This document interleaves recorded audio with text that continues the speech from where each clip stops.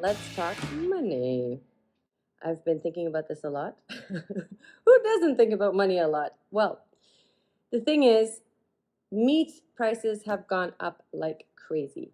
And now I did ketovore for a month, and this is my 16th day on pure carnivore. Here's what I'm realizing budget wise.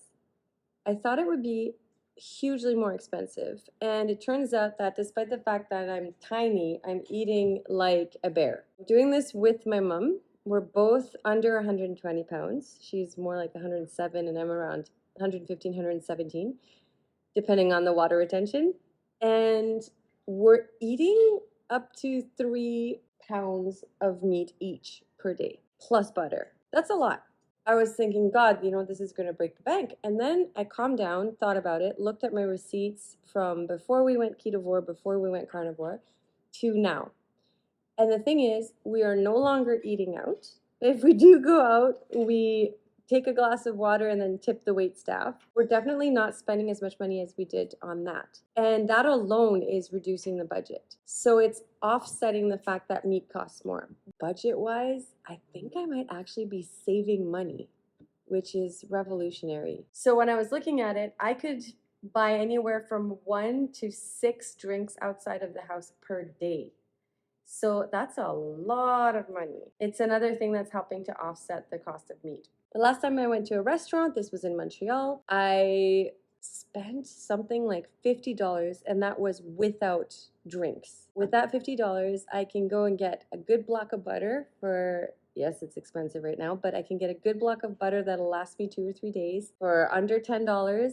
And then I can get myself a chuck roast, or I can get a brisket, something like that, for about $20, and that'll last me a couple days. You add that plus the fact that on the tail end, I'm going to be spending less on medical bills, and I'm going to be spending less on dental bills because the dental magic continues. My teeth seem to be getting whiter, and they also feel healthier. They feel cleaner.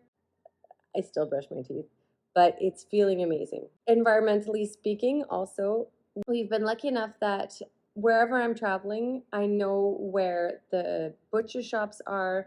I know where the grass-fed or the free range or the local.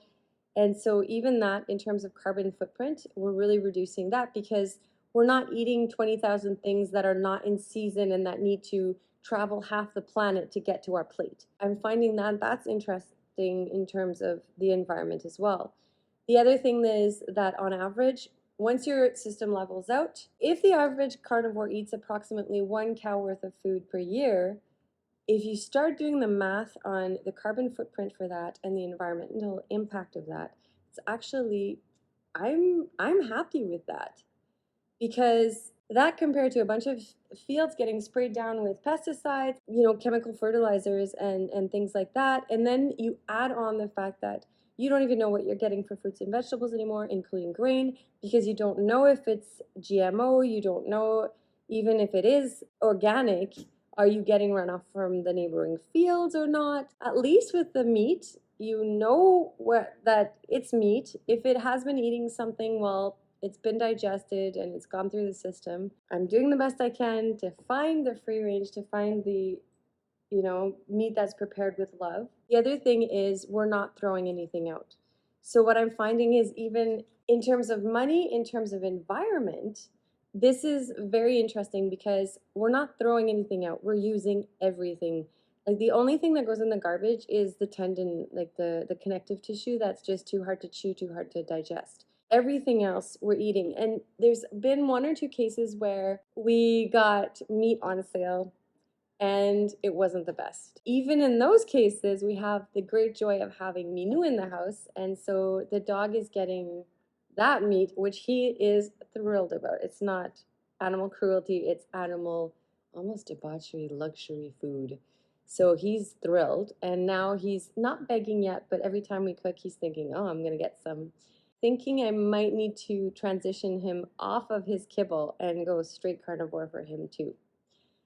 What do you think? Let me know.